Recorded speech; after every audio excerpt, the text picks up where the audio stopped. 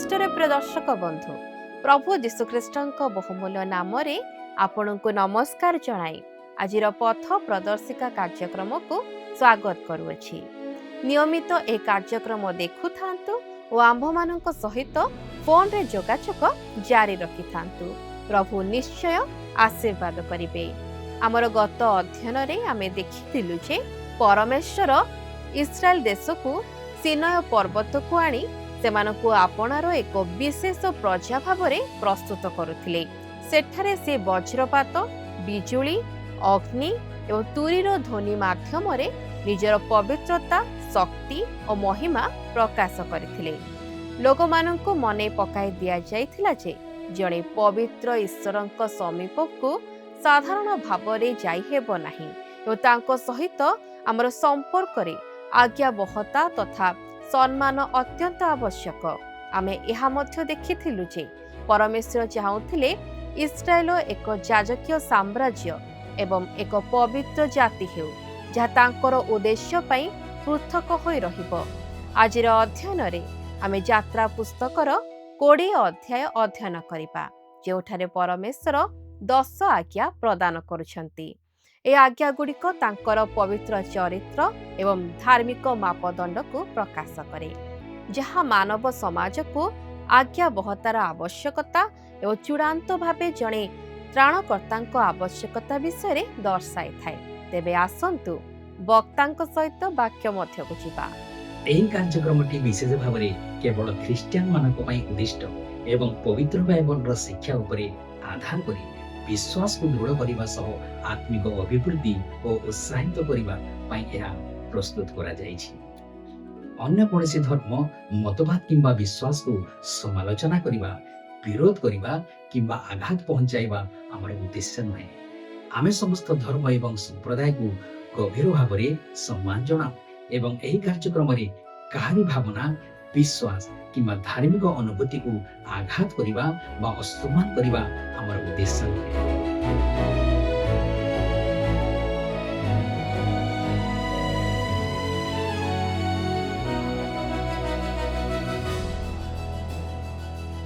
ଖ୍ରୀଷ୍ଟରେ ପ୍ରିୟ ଦର୍ଶକ ବନ୍ଧୁ ନମସ୍କାର। ପ୍ରଭୁ ଯୀଶୁଖ୍ରୀଷ୍ଟଙ୍କ ବହୁମୂଲ୍ୟ ନାମରେ ଆଜିର ପଥ ପ୍ରଦର୍ଶିକା କାର୍ଯ୍ୟକ୍ରମକୁ ଆପଣଙ୍କୁ ସ୍ୱାଗତ କରୁଅଛି। ଆଜି ଆମେ ଆଉ ଏକ ନୂଆ ବିଷୟ ଉପରେ ଅଧ୍ୟୟନ କରିବାକୁ ଯିବା। ତାହା ହେଲା ଯାତ୍ରା ପୁସ୍ତକ 20 ପର୍ବ ତାର 1 ପଦରୁ 7 ପଦର ଶେଷ ଯାଏ। ଆଜିର ବିଷୟବସ୍ତୁ ଉପରେ ଅଧ୍ୟୟନ କରିବା 10 ଆଜ୍ଞା ପ୍ରଦାନ, ଈଶ୍ୱରଙ୍କ ପରିଦର୍ଶନର ପ୍ରଭାବ, ପୂଜାବେଦୀ ବିଷୟରେ ନିର୍ଦ୍ଦେଶ। ଯାତ୍ରା ପୁସ୍ତକର 20 ଅଧ୍ୟାୟରେ ଆମେ ବ୍ୟବସ୍ଥା ପ୍ରଦାନ କରିବା ବିଷୟରେ ଜାଣିଛୁ। ପ୍ରଥମ 10ଟି ଆଜ୍ଞା ଦିଆଯାଇଛି, କିନ୍ତୁ ସେଗୁଡ଼ିକ କେବଳ ବ୍ୟବସ୍ଥାର ଏକ ଅଂଶ। ବେଦୀ ସମ୍ବନ୍ଧୀୟ ନିର୍ଦ୍ଦେଶ ମଧ୍ୟ ଦିଆଯାଇଛି। ବ୍ୟବସ୍ଥା ଏବଂ ବେଦୀ ପରସ୍ପର ସହିତ ଜଡ଼ିତ। ବ୍ୟବସ୍ଥା ପ୍ରକାଶ କରିଥିଲା ଯେ ମନୁଷ୍ୟ ଜଣେ ପାପୀ ଏବଂ ତାଙ୍କୁ ଜଣେ ତ୍ରାଣକର୍ତ୍ତାଙ୍କର ଆବଶ୍ୟକ। ବଳିଦାନ ଦେବା ପାଇଁ ଏକ ବେଦୀ ରହିବା ଆବଶ୍ୟକ। ପାପ ମୋଚନ ପାଇଁ ରକ୍ତପାତ ହେବା ଆବଶ୍ୟକ। ଆପଣଙ୍କ ବାଥରୁମରେ ଏକ ଦର୍ପଣ ଅଛି, ଯାହା ବ୍ୟବସ୍ଥାର ଏକ ଚିତ୍ର, ଏବଂ ଦର୍ପଣ ତଳେ ଏକ ପାତ୍ର ଅଛି। ଆପଣ ନିଜକୁ ଦର୍ପଣରେ ଧୋଇବେ ନାହିଁ, ଏହା ମଇଳାକୁ ପ୍ରକାଶ କରେ। ଠିକ୍ ସେହିପରି ବ୍ୟବସ୍ଥା ହେଉଛି ଦର୍ପଣ, ଯାହା ଆମର ପାପକୁ ପ୍ରକାଶ କରେ, ଏବଂ ସେହି ଦର୍ପଣ ତଳେ ଏକ ଧୋଇବା ପାତ୍ର ଅଛି। ଇମାନୁଏଲଙ୍କ ଶିରାରୁ ନିର୍ଗତ ରକ୍ତରେ ପୂର୍ଣ୍ଣ ଏକ ଝରଣା ଅଛି, ଏବଂ ପାପୀମାନେ ସେହି ରକ୍ତର ବନ୍ୟା ତଳେ ବୁଡ଼ିଯାଆନ୍ତି। ସେମାନଙ୍କର ସମସ୍ତ ଦୋଷର ଦାଗ ହଜାଇ ଦିଅନ୍ତି। ଇସ୍ରାଏଲକୁ ଦିଆଯାଇଥିବା ବ୍ୟବସ୍ଥାର ପ୍ରଥମ ଅଂଶ ଥିଲା 10 ଆଜ୍ଞା, ଯାହା ଏକ ନୈତିକ ସଂହିତା ଥିଲା। ଯାତ୍ରା ପୁସ୍ତକ 20 ପର୍ବ ତାର 1 ଏବଂ 2 ପଦରେ ଲେଖା ଅଛି। ଯଦି ଆପଣମାନଙ୍କ ପାଖରେ ବାଇବଲ ଅଛି, ତାହେଲେ ମୋ ସହିତ ଖୋଲନ୍ତୁ।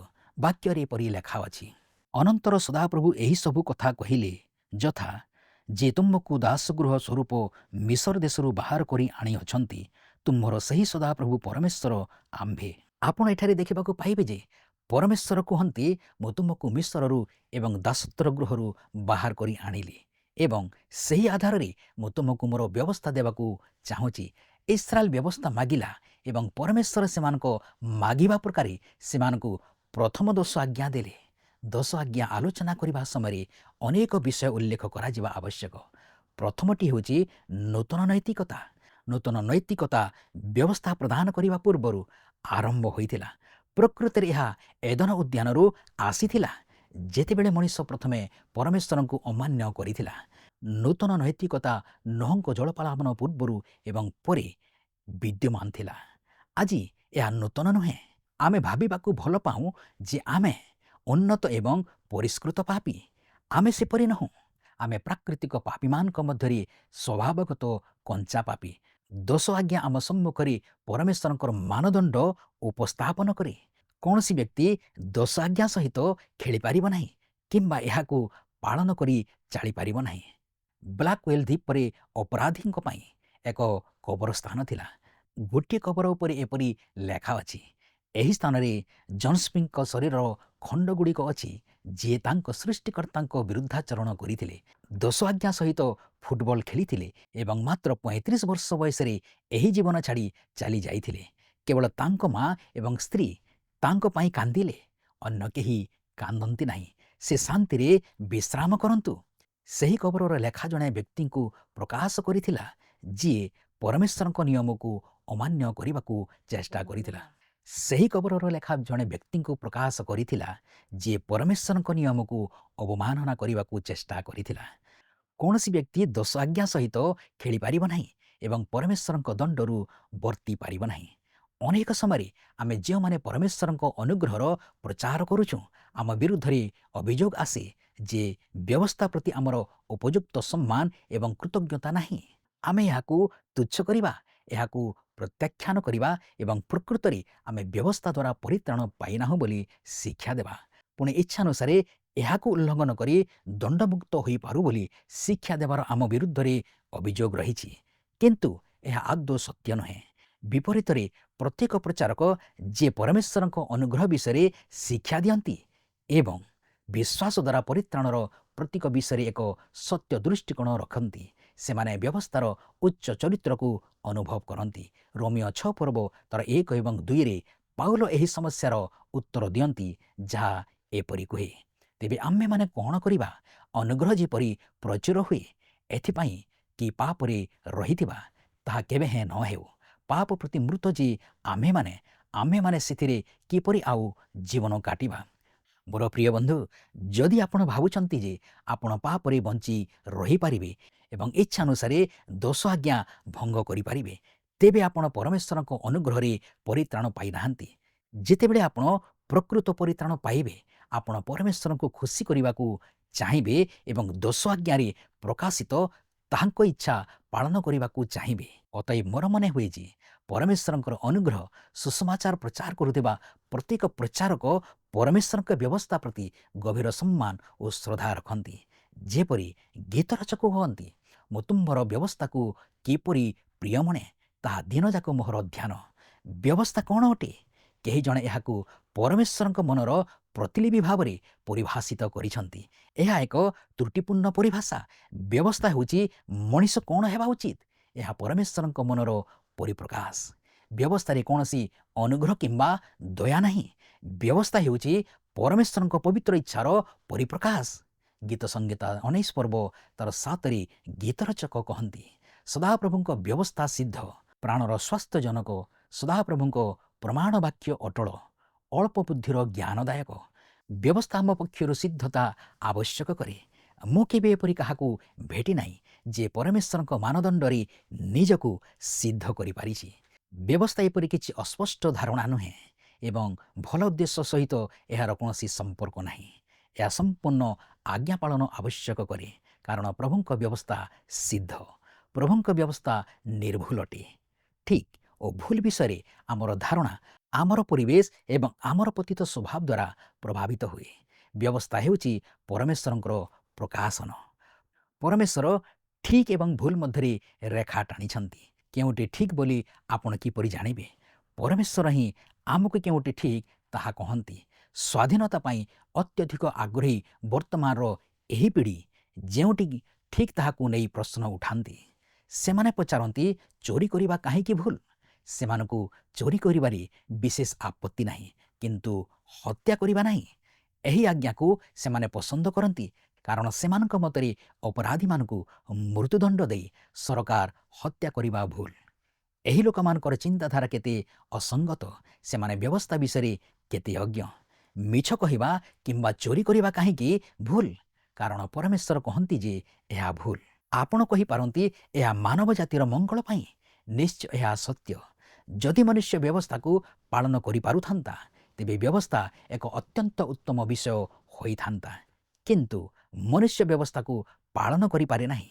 ସେଥିପାଇଁ କାରାଗାର, ଘରର କବାଟରେ ତାଲା ଏବଂ ବ୍ୟାଙ୍କରୁ ଋଣ ନେବାବେଳେ ଆପଣଙ୍କୁ 10ଟି କାଗଜରେ ସ୍ୱାକ୍ଷର କରିବାକୁ ପଡ଼ିବ। ଏସବୁ ଏହି ସତ୍ୟର ପ୍ରମାଣ ଯେ ଲୋକମାନେ ପରସ୍ପରକୁ ସମ୍ପୂର୍ଣ୍ଣ ଭରସା କରନ୍ତି ନାହିଁ। ଏକ ସମୟ ଥିଲା ଯେତେବେଳେ ଜଣେ ବ୍ୟକ୍ତିଙ୍କ କଥା ହିଁ ତାଙ୍କର ବନ୍ଧକ ସମାନ ଥିଲା, କିନ୍ତୁ ଆଜି ଆଉ ସେପରି ନାହିଁ। ବ୍ୟବସ୍ଥା ମନୁଷ୍ୟର ଆଚରଣ ପାଇଁ ଏକ ମାନଦଣ୍ଡ ଅଟେ। ଚୋରି କରିବା, ମିଛ କହିବା ଏବଂ ବ୍ୟଭିଚାର କରିବା ଭୁଲ, କାରଣ ପରମେଶ୍ୱର କହନ୍ତି ଯେ ଏଗୁଡ଼ିକ ଭୁଲ। ବ୍ୟବସ୍ଥା କେବେ ବି ନିଜକୁ କାର୍ଯ୍ୟକାରୀ କରେ ନାହିଁ। ନିୟମ ପ୍ରଦାତାଙ୍କ ପାଖରେ କ୍ଷମତା ରହିବା ଆବଶ୍ୟକ। ଈଶ୍ୱର ତାଙ୍କ ନିୟମକୁ ଏକ ମହାନ ପ୍ରଭାବ ସହିତ କାର୍ଯ୍ୟକାରୀ କରନ୍ତି। ଉଦାହରଣ ସ୍ୱରୂପ ମାଧ୍ୟାକର୍ଷଣର ନିୟମକୁ ନିଅନ୍ତୁ। ଆମେ ଯେତେ ଉପରକୁ ଚାହିଁବା ସେତେ ଉପରକୁ ଯାଇପାରିବା, କିନ୍ତୁ ନିଜକୁ ଢିଳା ନ କରିବା ଆବଶ୍ୟକ। ମାଧ୍ୟାକର୍ଷଣର ବ୍ୟବସ୍ଥା କାର୍ଯ୍ୟ କରୁଛି ଏବଂ ଆମେ ଏହାକୁ ଓଲଟା କରିପାରିବା ନାହିଁ। ଆମେ ଭାବିପାରୁ ଯେ ଆମେ କରିପାରିବା, କିନ୍ତୁ ସମୟକ୍ରମେ ଆମେ ପରାଜିତ ହେବା। ଅନେକ ଲୋକ ଭାବନ୍ତି ଯେ ସେମାନେ ଇଚ୍ଛାନୁସାରେ 10 ଆଜ୍ଞା ଭାଙ୍ଗି ପାରିବେ ଏବଂ ଖସି ଯାଇପାରିବେ। ଏହା ମୋତେ ନ୍ୟୁୟର୍କ ସହରର ଏମ୍ପାୟାର ଷ୍ଟେଟ୍ ବିଲ୍ଡିଂରୁ ଡେଇଁ ପଡ଼ିଥିବା ସେହି ବ୍ୟକ୍ତିଙ୍କର ଅଦ୍ଭୁତ କାହାଣୀ ମନେ ପକାଇ ଦେଉଛି। ଯେତେବେଳେ ସେ 50 ମହଲାରୁ ଡେଇଁ ପଡ଼ିବାକୁ ଯାଉଥିଲେ, ଜଣେ ବ୍ୟକ୍ତି ଝରକା ବାହାରକୁ ଚାହିଁ ତାଙ୍କୁ କହିଲେ, ଆଚ୍ଛା, ଏହା କେମିତି ଲାଗୁଛି? ଡେଇଁ ପଡ଼ିବାକୁ ଯାଉଥିବା ବ୍ୟକ୍ତି ଉତ୍ତର ଦେଲେ, ଏପର୍ଯ୍ୟନ୍ତ ଭଲ ଅଛି। ସେଠାରେ ମାଧ୍ୟାକର୍ଷଣ ନିୟମ ନାହିଁ। ସେଠାରୁ ତଳେ ପଡ଼ିଲେ ମଣିଷ ଜାଣିପାରିବ। ଏପର୍ଯ୍ୟନ୍ତ ଏତେ ଭଲ ନୁହେଁ। ମାଧ୍ୟାକର୍ଷଣ ନିଜକୁ ବଳ ପ୍ରଦାନ କରେ। ଆକର୍ଷଣୀୟ କଥା ହେଉଛି ଯେ ଏକ ନିୟମକୁ ଏକ ନିୟମ ହେବା ପାଇଁ ବାଧ୍ୟ କରାଯିବା ଆବଶ୍ୟକ। ତେଣୁ ପରମେଶ୍ୱର ଯେହେଜିକଲ 18 ପର୍ବ ତାର 4ରେ କହିଛନ୍ତି, ଯେଉଁ ପ୍ରାଣୀ ପାପ କରେ ସେହି ମରିବ। ବ୍ୟବସ୍ଥାକୁ ବଳ ପ୍ରଦାନ କରାଯିବା ଆବଶ୍ୟକ ଏବଂ ବ୍ୟବସ୍ଥା ଭଙ୍ଗକାରୀଙ୍କୁ ଦଣ୍ଡ ଦେବାକୁ ପଡ଼ିବ। ଆଉ ଏକ ଦୃଷ୍ଟିକୋଣ ଅଛି ଯାହାକୁ ସଂଶୋଧନ କରିବା ଆବଶ୍ୟକ ଏବଂ ତାହା ହେଉଛି ବ୍ୟବସ୍ଥା ଏବଂ ଅନୁଗ୍ରହକୁ ଦ୍ୱନ୍ଦ୍ୱରେ ପକାଇବା ଏବଂ ସେମାନଙ୍କୁ ଗୋଟିଏ ଶୃଙ୍ଖଳାରେ ରଖିବା। ବ୍ୟବସ୍ଥା ଏବଂ ଅନୁଗ୍ରହକୁ ସମାନ ଶୃଙ୍ଖଳାରେ ରଖିବା ହେଉଛି ବ୍ୟବସ୍ଥାର ମହିମା ଏବଂ ଅର୍ଥକୁ ଲୁଟିବା। ବ୍ୟବସ୍ଥାରେ କୌଣସି ପ୍ରେମ ନାହିଁ, କୌଣସି ଅନୁଗ୍ରହ ନାହିଁ। ବ୍ୟବସ୍ଥା ସହିତ ମିଶ୍ରିତ ହେଲେ ଅନୁଗ୍ରହ ଏହାର ଉତ୍ତମତା ଏବଂ ଗୌରବ ହରାଇବ। ଅନୁଗ୍ରହରୁ ଏହାର ଆଶ୍ଚର୍ଯ୍ୟତା, ଆକର୍ଷଣ ଏବଂ ଇଚ୍ଛାକୁ ହରଣ କରାଦିଆଯାଏ। ବ୍ୟବସ୍ଥା ଏବଂ ଅନୁଗ୍ରହ ଏକାଠି ବନ୍ଧା ହେଲେ ପାପୀର ଆବଶ୍ୟକତା ପୂରଣ ହୁଏ ନାହିଁ। ମନୁଷ୍ୟ କ'ଣ ହେବା ଉଚିତ, ବ୍ୟବସ୍ଥା ତାହା ଦର୍ଶାଏ। ଅନୁଗ୍ରହ ପରମେଶ୍ୱର କ'ଣ ଅଟନ୍ତି ତାହା ଦର୍ଶାଏ। ବ୍ୟବସ୍ଥାର ମହିମା ଏପରି ଏକ ବିଷୟ ଯାହାକୁ ଆମେ ଚିହ୍ନିବା ଆବଶ୍ୟକ। ବ୍ୟବସ୍ଥା ପରମେଶ୍ୱର କିଏ ତାହା ପ୍ରକାଶ କରେ ଏବଂ ପରମେଶ୍ୱର ମନୁଷ୍ୟ ମଧ୍ୟରେ ଥିବା ଅପାର ଓ ଅଗାଧ ବ୍ୟବଧାନକୁ ସ୍ପଷ୍ଟ କରେ। ପାଉଲ ଗାଲାତୀୟ 4 ପର୍ବ ତାର 21ରେ ପ୍ରଶ୍ନ ପଚାରିଥିଲେ, ବ୍ୟବସ୍ଥା ଅଧୀନ ହେବାକୁ ଇଚ୍ଛା କରୁଅଛ ଯେ ତୁମ୍ଭେମାନେ ମୋତେ କୁହ ତ, ତୁମେମାନେ କ'ଣ ବ୍ୟବସ୍ଥାର ବାକ୍ୟ ଶୁଣୁନାହଁ? ବ୍ୟବସ୍ଥା କ'ଣ କୁହେ ତାହା ଶୁଣିବା ଭଲ ହେବ, କାରଣ 10 ଆଜ୍ଞା ଦ୍ୱାରା ମଣିଷକୁ ତରାଜୁରେ ତୌଳ କରାଯାଇଛି ଏବଂ ସେ ଉଣା ପଡ଼ିଛି ବୋଲି ଜଣାପଡ଼ିଛି। ଆପଣ ଅନ୍ୟମାନଙ୍କ ଦ୍ୱାରା ନିଜକୁ ମାପ କରନ୍ତୁ ନାହିଁ। ହୁଇଟନୀ ପର୍ବତରେ ଥିବା ବ୍ୟକ୍ତି ପାଇଁ ପିମ୍ପୁଡ଼ି ପାହାଡ଼ରେ ଥିବା ବ୍ୟକ୍ତିଙ୍କୁ ତଳକୁ ଚାହିଁ ଏହା କହିବା ଉଚିତ ସହଜ ଯେ ମୁଁ ତୁମଠାରୁ କେତେ ଉଚ୍ଚରେ ଅଛି। ତଥାପି ହୁଇଟିନ୍ ପର୍ବତରେ ଥିବା ବ୍ୟକ୍ତି ଚନ୍ଦ୍ର କିମ୍ବା ସ୍ୱର୍ଗରେ ପହଞ୍ଚି ପାରିଲେ ନାହିଁ। ଆମେ କେବେ ପରମେଶ୍ୱରଙ୍କ ମାନଦଣ୍ଡ ପୂରଣ କରିପାରିବା ନାହିଁ।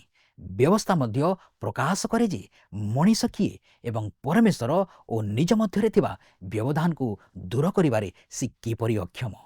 ରୋମିଓ 3 ପର୍ବ ତାର 19 ଆମକୁ କୁହେ, ଆଉ ଆମେମାନେ ତ ଜାଣୁ ଯେ ବ୍ୟବସ୍ଥା ଯାହା ଯାହା କୁହେ ସେହିସବୁ ବ୍ୟବସ୍ଥାଧୀନ ଲୋକମାନଙ୍କୁ କୁହେ, ଯେପରି ପ୍ରତ୍ୟେକ ମୁଖ ବନ୍ଦ କରାଯିବ ଓ ସମସ୍ତ ଜଗତ ଈଶ୍ୱରଙ୍କ ବିଚାରରେ ଦଣ୍ଡନୀୟ ହେବ। ପାଉଲ ରୋମିଓ 8 ପର୍ବ ତାର 3ରେ କୁହନ୍ତି, ଯେଣୁ ଶରୀର ସକାଶେ ଦୁର୍ବଳ ହେବାରୁ ବ୍ୟବସ୍ଥା ଯାହା ସାଧନ କରି ପାରିଲା ନାହିଁ, ତାହା ଈଶ୍ୱର ଆପଣା ପୁତ୍ରଙ୍କୁ ପାପମୟ ଶରୀରର ସାଦୃଶ୍ୟରେ ପାପ ବିନାଶ କରିବା ନିମନ୍ତେ ପ୍ରେରଣ କରି ଶରୀରରେ ପାପକୁ ଦଣ୍ଡାଜ୍ଞା ଦେବା ଦ୍ୱାରା କଲେ। ବ୍ୟବସ୍ଥାରେ ଦୋଷ ନାହିଁ, ବରଂ ଆମଠାରେ ଅଛି। ଆମେ ପୂର୍ବରୁ ଦେଖୁଛୁ ଯେ ବ୍ୟବସ୍ଥା ହେଉଛି ଏକ ଦର୍ପଣ, ଯାହା ମଣିଷକୁ ତାର ପାପପୂର୍ଣ୍ଣ ଅବସ୍ଥା ପ୍ରକାଶ କରେ।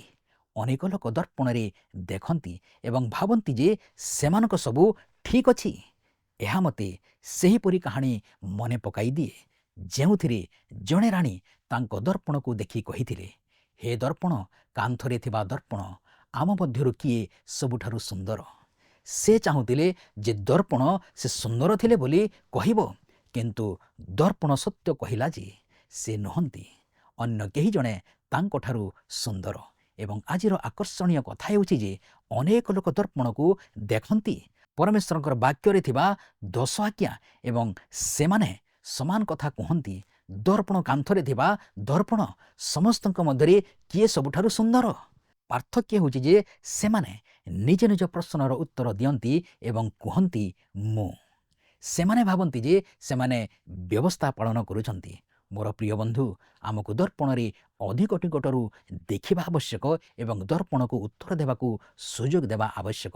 ବ୍ୟବସ୍ଥା କେବେ ବି ଜଣେ ମଣିଷକୁ ପାପୀ କରିନଥିଲା। ଏହା ପ୍ରକାଶ କରିଥିଲା ଯେ ମଣିଷ ଜଣେ ପାପୀ ଥିଲା। ଆମେ ଦେଖୁଛୁ ଯେ ଜଣେ ମଣିଷକୁ ଖ୍ରୀଷ୍ଟଙ୍କ ପାଖକୁ ଆଣିବା ପାଇଁ ବ୍ୟବସ୍ଥା ଦିଆଯାଇଥିଲା।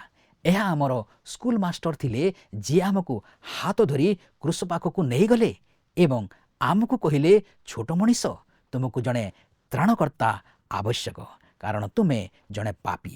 ଏବେ ଆସନ୍ତୁ 10ଟି ଆଜ୍ଞା ଦେଖିବା।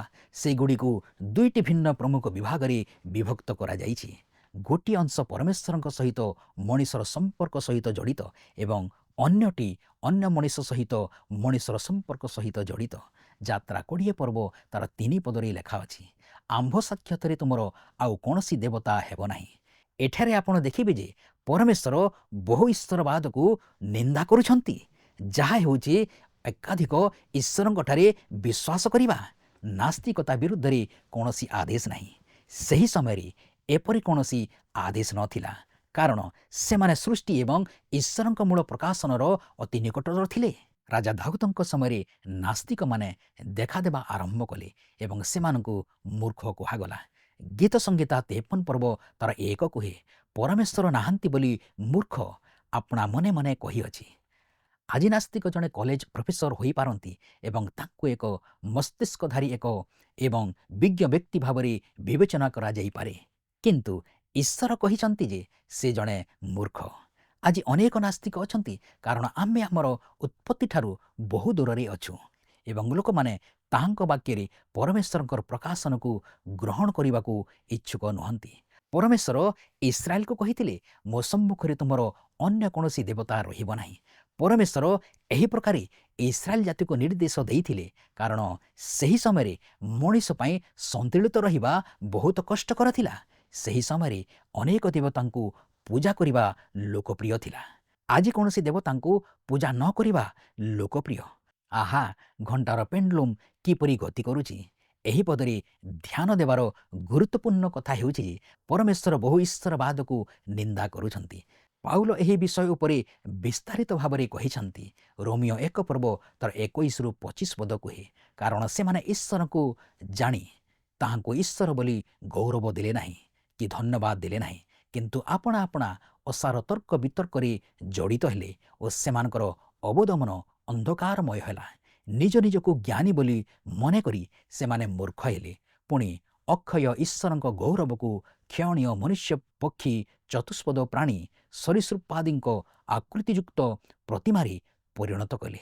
ଏଣୁ ଈଶ୍ୱର ସେମାନଙ୍କ ହୃଦୟର କୁଅଭିଳାଷ ଅନୁସାରେ ସେମାନଙ୍କୁ ଅଶୁଚିତାରେ ସମର୍ପଣ କଲେ, ଯେପରି ସେମାନଙ୍କ ଶରୀର ପରସ୍ପର ଦ୍ୱାରା କଳୁଷିତ ହୁଏ। କାରଣ ସେମାନେ ଈଶ୍ୱରଙ୍କ ସତ୍ୟ ପରିବର୍ତ୍ତେ ମିଥ୍ୟା ଗ୍ରହଣ କଲେ ଓ ସ୍ରଷ୍ଟାଙ୍କ ପରିବର୍ତ୍ତେ ସୃଷ୍ଟ ବସ୍ତୁର ପୂଜା ଓ ସେବା କଲେ। ସେ ଯୁଗେ ଯୁଗେ ଧନ୍ୟ। ଆମେନ୍। ଯାତ୍ରା 20 ପର୍ବ ତାର 4 ଏବଂ 5 ପଦରେ ଲେଖା ଅଛି, ତୁମ୍ଭେ ଆପଣା ନିମନ୍ତେ କୌଣସି ଖୋଦିତ ପ୍ରତିମା ନିର୍ମାଣ କରିବ ନାହିଁ, କି ଉପରିସ୍ଥ ସ୍ୱର୍ଗରେ କି ନିଚସ୍ଥ ପୃଥିବୀରେ କି ପୃଥିବୀର ନିଚସ୍ଥ ଜଳରେ ଥିବା କୌଣସି ବସ୍ତୁର ପ୍ରତିମୂର୍ତ୍ତି ନିର୍ମାଣ କରିବ ନାହିଁ। ତୁମ୍ଭେ ସେମାନଙ୍କୁ ପ୍ରଣାମ କରିବ ନାହିଁ କି ସେମାନଙ୍କର ସେବା କରିବ ନାହିଁ। ଯେହେତୁ ଆମ୍ଭେ ତୁମର ସଦାପ୍ରଭୁ ପରମେଶ୍ୱର ସ୍ୱଗୌରବ ରକ୍ଷଣରେ ଉଦ୍ଯୋଗୀ ପରମେଶ୍ୱର ଅଟୁ। ପୁଣି ଯେଉଁମାନେ ଆମ୍ଭକୁ ଘୃଣା କରନ୍ତି, ଆମ୍ଭେ ସେମାନଙ୍କ ତୃତୀୟ ଓ ଚତୁର୍ଥ ପୁରୁଷ ପର୍ଯ୍ୟନ୍ତ ସନ୍ତାନମାନଙ୍କ ଉପରେ ପୈତୃକ ଅପରାଧ ପ୍ରତିଫଳଦାତା। ଏଠାରେ ଆପଣ ଦେଖୁଛନ୍ତି ଯେ କିଛି ଲୋକ ଅନୁଭବ କରିପାରନ୍ତି ଯେ ଏହି ଅଂଶ ଆଜି ଆମ ପାଇଁ ପ୍ରଯୁଜ୍ୟ ନୁହେଁ। କଳସୀୟ 3 ପର୍ବ ତାର 5ରେ କୁହାଯାଇଛି, ଲୋଭ ମୂର୍ତ୍ତି ପୂଜା ଅଟେ। ଆମେ ନିଜକୁ ଯାହା ପାଖରେ ସମର୍ପଣ କରୁ ତାହା ଆମର ଈଶ୍ୱର ହୋଇଯାଏ। ଆଜି ଅନେକ ଲୋକ ପ୍ରାଚୀନ ଗ୍ରୀକ୍ ରୋମିଓମାନଙ୍କର ମଦ୍ୟପାନ ଓ ଉତ୍ସୃଙ୍ଖଳ ଆମୋଦ ପ୍ରମୋଦର ଦେବତା ବାକ୍ସଙ୍କ ଉପାସନା କରୁନାହାନ୍ତି, କିନ୍ତୁ ସେମାନେ ସେହିପରି ମଦ ବୋତଲକୁ ହିଁ ନିଜର ଦେବତା କରି ବସିଛନ୍ତି। ବର୍ତ୍ତମାନ ଆମ ଦେଶରେ ଲକ୍ଷ ଲକ୍ଷ ଲୋକ ମଦ୍ୟଶକ୍ତିର ଶିକାର ହୋଇଛନ୍ତି। ବର୍ତ୍ତମାନ ଆମ ଦେଶରେ ଲକ୍ଷ ଲକ୍ଷ ମଦ୍ୟପ ଅଛନ୍ତି। ମଦ୍ୟପାନକାରୀମାନେ ଆମକୁ କହିବାକୁ ଚାହାନ୍ତି ଯେ ସେମାନେ କେତେ ଟିକସ ବୋଝ ବହନ କରନ୍ତି, କିନ୍ତୁ ପ୍ରକୃତରେ ସେମାନେ ସେମାନଙ୍କର ମଦ ଉତ୍ପାଦ ଦ୍ୱାରା ହେଉଥିବା କ୍ଷତିର ଏକ ଅଂଶ ମଧ୍ୟ ଦିଅନ୍ତି ନାହିଁ। ଏହି ପିଢ଼ିକୁ ବହୁତ ପ୍ରଚାର କରାଯାଇଛି ଏବଂ ଲୋକଙ୍କ ଏକ ବଡ଼ ଗୋଷ୍ଠୀର ମସ୍ତିଷ୍କ ପ୍ରକ୍ଷାଳନ କରାଯାଉଛି, କିନ୍ତୁ ଲୋକମାନେ ଏହାକୁ ଚିହ୍ନି ପାରନ୍ତି ନାହିଁ ଯେ ସେମାନେ ବାକ୍ସ ଦେବତାଙ୍କୁ ପୂଜା କରନ୍ତି। ଅନ୍ୟ ଲୋକମାନେ ଆଫ୍ରୋଡାଇଟ୍ ଅର୍ଥାତ୍ ଯୌନ ଦେବୀଙ୍କୁ ପୂଜା କରନ୍ତି। କିଛି ଲୋକ ଟଙ୍କାକୁ ପୂଜା କରନ୍ତି। ଆପଣ ଯାହାକୁ ଆପଣଙ୍କ ସମୟ, ହୃଦୟ ଏବଂ ଆତ୍ମା ଦିଅନ୍ତି ତାହା ଆପଣଙ୍କ ପରମେଶ୍ୱର ହୋଇଯାଏ। ପରମେଶ୍ୱର କୁହନ୍ତି ଯେ ତାଙ୍କ ସମ୍ମୁଖରେ ଆମର ଆଉ କୌଣସି ଦେବତା ରହିବା ଉଚିତ ନୁହେଁ। ଯାତ୍ରା 20 ପର୍ବ ତାର 7 ପଦରେ ଲେଖା ଅଛି, ତୁମ୍ଭେ ଆପଣ ସଦାପ୍ରଭୁ ପରମେଶ୍ୱରଙ୍କ ନାମ ମିଥ୍ୟାରେ ନେବ ନାହିଁ। ଯେହେତୁ ଯେ କେହି ତାହାଙ୍କର ନାମ ମିଥ୍ୟାରେ ନିଏ, ସଦାପ୍ରଭୁ ତାହାକୁ ନିରପରାଧ ଗଣନା କରିବେ ନାହିଁ। ଏଠାରେ ଆପଣ ଦେଖିବେ ଯେ ପ୍ରଭୁଙ୍କ ନାମକୁ ଅକାରଣରେ ବ୍ୟବହାର କରିବା ଅର୍ଥ ଈଶ୍ୱର ନିନ୍ଦା କରିବା। ଏହା ଆମ ଯୁଗରେ ବହୁତ ପ୍ରଚଳିତ, କିନ୍ତୁ ତାଙ୍କର ଆଦେଶ ଏବେ ବି ରହିଛି। ଈଶ୍ୱରଙ୍କ ନାମକୁ ବ୍ୟର୍ଥରେ ବ୍ୟବହାର କରିବା ଭୁଲ, କାରଣ ସେ ଈଶ୍ୱର ଏବଂ ସେ ପବିତ୍ର ଅଟନ୍ତି। ଏହା ଶବ୍ଦାବଳୀର ଅପବ୍ୟବହାରକୁ ମଧ୍ୟ ପ୍ରକାଶ କରେ। ଅନେକ ଲୋକ ଅପବିତ୍ର ଭାଷା ବ୍ୟବହାର ନ କରି କଥା କୁହନ୍ତି ନାହିଁ। ପ୍ରିୟ ବନ୍ଧୁ, ମୁଁ ଆଶା କରେ ଆଜିର ଅଧ୍ୟୟନଟି ଆପଣଙ୍କୁ ନିଶ୍ଚୟ ଭଲ ଲାଗିଥିବ। ଆପଣଙ୍କ ଠାରୁ ବିଦାୟ ନେବା ପୂର୍ବରୁ ଆସନ୍ତୁ ପ୍ରାର୍ଥନା କରିବା। ସ୍ୱଗୌରବରେ ପରିପୂର୍ଣ୍ଣ ଅତ୍ୟନ୍ତ ମଙ୍ଗଳମୟ ପ୍ରଭୁ, ଆମେ ତୁମକୁ ଧନ୍ୟବାଦ ଦେଉଅଛୁ। ଆଜିର ସୁନ୍ଦର ବାକ୍ୟ ଦ୍ୱାରା ଆମମାନଙ୍କୁ ତୁମେ କଢ଼ାଇ ଆଣିଅଛ। ଆଜିର ବାକ୍ୟ ଦ୍ୱାରା ଆମମାନଙ୍କୁ ତୁମେ କଥା କହିଥିବାରୁ ତୁମକୁ ଧନ୍ୟବାଦ ଦେଉଅଛୁ। ପବିତ୍ର ପ୍ରଭୁ, ଆଜିର ଅଧ୍ୟୟନ ମଧ୍ୟରେ ଯେଉଁ ବାକ୍ୟ ପ୍ରଭୁ ଆମେ ଶିକ୍ଷା ଲାଭ କରିଅଛୁ, ସେ ବାକ୍ୟର ନିଗୂଢ଼ ତତ୍ତ୍ୱକୁ ବୁଝିବା ନିମନ୍ତେ ଆମମାନଙ୍କୁ ତୁମେ ସାହାଯ୍ୟ କର। ପବିତ୍ର ପ୍ରିୟ ପ୍ରଭୁ, ଆଗାମୀ ଦିନମାନଙ୍କରେ ଯେପରି ତୁମଠାରେ ବିଶ୍ୱାସ ଏବଂ ଭରସାର ଜୀବନ କାଟିବାକୁ ପାରିବୁ, ଏକ ପବିତ୍ରତାର ଜୀବନ କାଟିବାକୁ ତୁମକୁ ସବୁ କ୍ଷେତ୍ରରେ ଯେପରି ଗୌରବ ଦେଇପାରିବୁ, ସେହିପରି ଆମମାନଙ୍କୁ ତୁମେ ସାହାଯ୍ୟ କର। ଦୟାଳୁ ସ୍ୱର୍ଗସ୍ଥ ପିତା, ଏତେବେଳେ ପ୍ରାର୍ଥନା କରୁଛୁ ଆମ ପ୍ରତ୍ୟେକ ଦର୍ଶକ ଭାଇ ଭଉଣୀମାନଙ୍କ ନିମନ୍ତେ। ସେମାନଙ୍କର ଯତ୍ନ ତତ୍ତ୍ୱ ତୁମେ ନିଅ। ସେମାନଙ୍କର ଅଭାବ ଅସୁବିଧାକୁ ତୁମେ ଦୂର କର। ସେମାନେ ସବୁବେଳେ ଯେପରି ତୁମଠାରେ ବିଶ୍ୱାସ ଭରସାର ଜୀବନ କାଟି ତୁମଠାରେ ଯେପରି ଲାଗି ରହିବାକୁ ପାରିବେ, ସେହି ଅନୁଗ୍ରହ ତୁମେ ପ୍ରଦାନ କର। ଧନ୍ୟବାଦ ଦେଉଛୁ ପ୍ରଭୁ, ଆମମାନଙ୍କର ପ୍ରାର୍ଥନା ତୁମେ ଶୁଣିଅଛ। ଗୌରବ ସମ୍ଭ୍ରମ ମହିମା ତୁମକୁ ଦେଇ ପ୍ରଭୁ ଯୀଶୁଙ୍କର ବହୁମୂଲ୍ୟ ନାମରେ ଏହି ପ୍ରାର୍ଥନା ଉତ୍ସର୍ଗ କରୁଅଛୁ। ଆମେନ୍। ବହୁତ ବହୁତ ଧନ୍ୟବାଦ। ପ୍ରଭୁ ଆପଣମାନଙ୍କୁ ଆଶୀର୍ବାଦ କରନ୍ତୁ।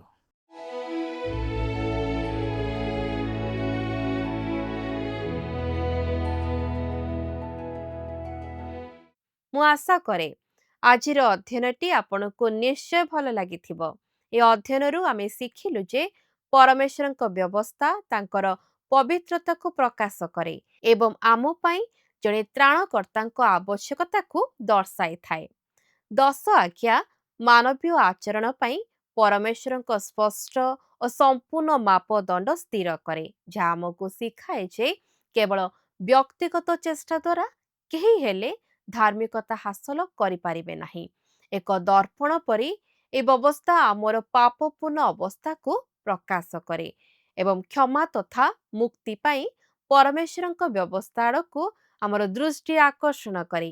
ଆମେ ଏହା ମଧ୍ୟ ଶିଖିଲୁ ଯେ କେବଳ ପରମେଶ୍ୱର ହିଁ ଆମର ସର୍ବୋଚ୍ଚ ଭକ୍ତି ଓ ଆରାଧନାର ଯୋଗ୍ୟ ଅଟନ୍ତି। ପରବର୍ତ୍ତୀ ଅଧ୍ୟୟନରେ ଆମେ ଯାତ୍ରା ପୁସ୍ତକର 20 ଅଧ୍ୟାୟ ଜାରି ରଖିବା, ଯେଉଁଠାରେ ଲୋକମାନଙ୍କ ଉପରେ ପରମେଶ୍ୱରଙ୍କର ଆଗମନର ପ୍ରଭାବ ଏବଂ ଯଜ୍ଞବେଦୀ ସମ୍ବନ୍ଧରେ ତାଙ୍କର ନିର୍ଦ୍ଦେଶ ଗୁଡ଼ିକୁ ଅଧ୍ୟୟନ କରିବା, ଯାହା ତାଙ୍କର ପବିତ୍ରତା ଏବଂ ପାପୀମାନଙ୍କ ପାଇଁ ତାଙ୍କ ସମୀପକୁ ଯିବାର ବ୍ୟବସ୍ଥାକୁ ପ୍ରକାଶ କରେ। ଏ କାର୍ଯ୍ୟକ୍ରମରେ ଆପଣଙ୍କ ମନରେ ଯଦି କିଛି ପ୍ରଶ୍ନ ଥାଏ ତେବେ ଆମ ସହିତ ଯୋଗାଯୋଗ କରନ୍ତୁ। ଆମେ ଆପଣଙ୍କ ଫୋନ୍ କଲ୍ର ଅପେକ୍ଷାରେ ଅଛୁ। ଈଶ୍ୱର ଆପଣଙ୍କୁ ଆଶୀର୍ବାଦ କରନ୍ତୁ। ରହିଲୁ, ନମସ୍କାର। জীবন পথরে পৃথিবী বুকুরে খোঁজুছি ঠিকনা মোর হো খোঁজুছি ঠিকনা মোর পরিচয়হীন পান্থ সাজিছি হরাই পথ শান্তির পরিচয়হীন পান্থ সাজিছি হরাই পথ শান্তির হরাই পথ শান্তির জীবন পথরে পৃথিবী বুকুরে খোঁজুছি ঠিকনা মোর হো খোঁজুছি ঠিকনা মোর